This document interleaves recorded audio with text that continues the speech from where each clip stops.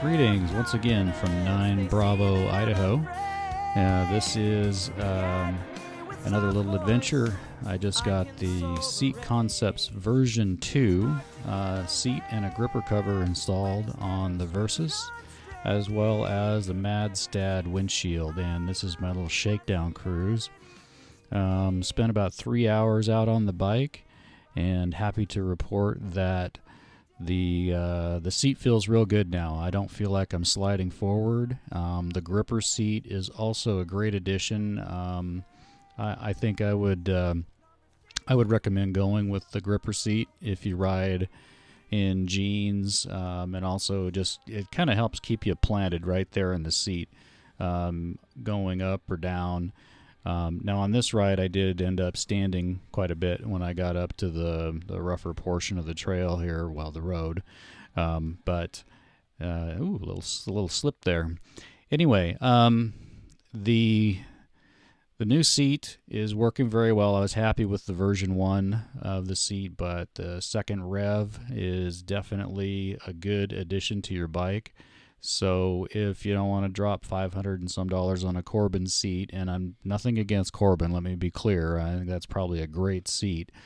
But this seat, I think, strikes a very good balance between cost, comfort, and the ability to move around when you're riding in places that require a little bit more English. My guess, not having used the Corbin, but my guess, just knowing what they're like, it's probably a slightly better seat for cruising down the highway. But that's not why I got this bike, and I don't know that that's why people buy this bike. I don't think very many people bought it with the intent of riding it for 8 hours, 10 hours a day cross country. So I think that the SeatConcepts with the gripper cover is a very, very good choice for taking care of the factory seat issue on the Kawasaki Versys-X. The Madstad windshield, I will see if I can do a bit more detailed review on that at a later date, but I have to say I'm very happy with that. Couple of things that I like about it. First off, you do get a lot less buffeting and wind noise with that windshield, and you're able to adjust it to suit your needs. So most of the time I ride with the thing almost all the way down and at a fairly steep angle. But if you need to have a little bit more protection, if it was cold or you're riding in the rain or something, you can bring it up higher, and you can tip it forward further to kind of push that bubble further forward. So I think that's going to be a very good addition. You can look on their website and see, but basically the idea behind this windshield is that it allows some air to come underneath as well as over top of the windshield, which helps not create basically a vacuum where the rider is sitting. So you're still allowing air to come through, but you're eliminating the turbulence that comes from that low pressure system right around your head.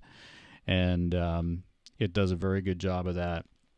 I've taken a few rides in the evening with just like sunglasses and a helmet, of course. And it's very comfortable. You don't need goggles to ride with it, and so I'm pretty happy with that. Like I said, the turbulence is less, the noise in my helmet is less, and the second thing that I really like is the material that it's made of. It's very clear, and when you look through it, as you'll occasionally have to when you're riding off-road, you're looking at something close, you may have to look through the windshield instead of over it, and it doesn't have the refraction that the factory windshield or the other taller windshield. I'll have to look the model up, but I tried a taller windshield before I got this one and ended up sending it back. Both of those windshields, when you look through the windshield, refract a little bit, so there's just kind of a slight jump in where the object that you're looking at is when you hit the point where you're going down and seeing through the windshield instead of over it. And I'm not seeing that at all with the material that the Madstad windshield is made out of. So very happy with that. Anyway, I am riding up to Hall Mountain here. It's a nice little ride. I spent about 3 hours on the bike. I think I mentioned that. And came home and felt very comfortable. The trail, after a couple of turns here, gets a little bit rougher. Spent most of the time standing up. And so in case you heard, that's my wife in the background telling me the dinner's ready. Anyway, I think that's about it. I don't have a lot to add. I'm going to let the video run and put some music to it and get all the way up to the top of the mountain. Maybe let you see the view a little bit, and then I need to get out and get a few more rides in, get some footage, maybe also of a Senna 10C. That's their model with the camera built in. And getting too many things with my helmet. I got the GoPro and got the Senna, and kind of running out of a room. It looks kind of like a camera farm there. So anyway, I thought I'd try the Senna out. Okay, anyway, that's it. I think I'm going to go have some food, and I'll catch back up with YouTube later. So long. I've been living in a fairy tale. Just sit back and watch me fail. Nothing you say will be enough for me. I will surrender as you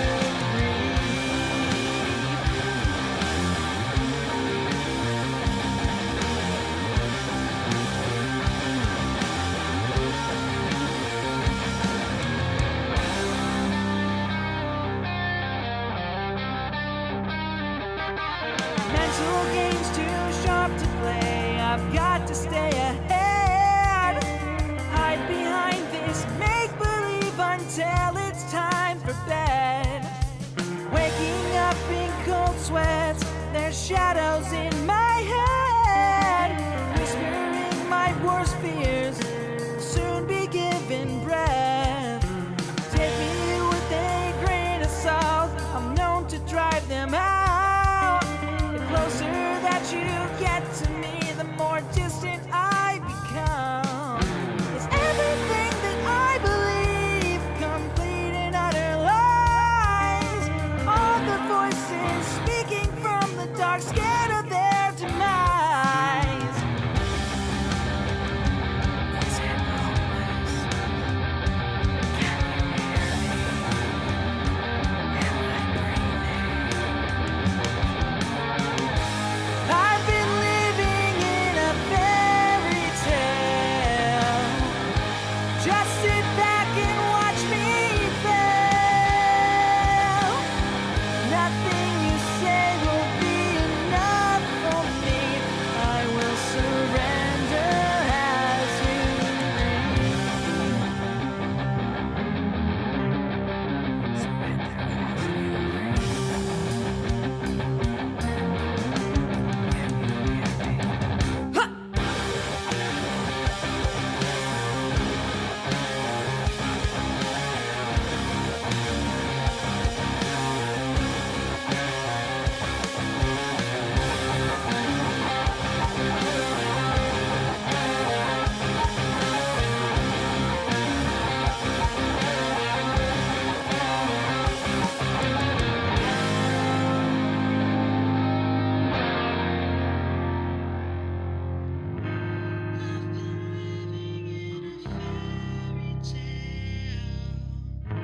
just